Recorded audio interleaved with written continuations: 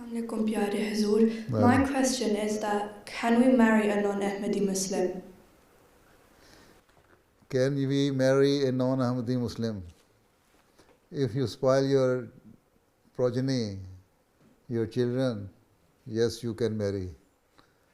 If you want to save your children to, you should train them according to your own beliefs.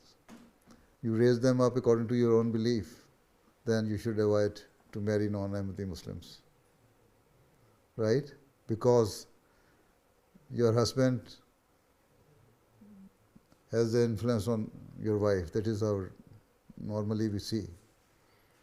And there will always be a conflict in the house. You will be saying that I will raise my children according to my Ahmadi beliefs. Your husband will say, no, I will raise my children according to my Muslim belief, or if he is a Christian, according to the Christian beliefs. And ultimately,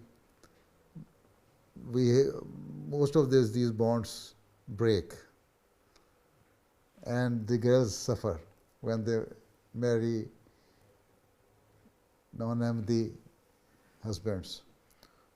Although there are some successful marriages and they have good understanding, but the good percentage of the data says that normally either the marriages break or their children are not raised according to the teaching of Ahmadiyyat. So this is why we should avoid.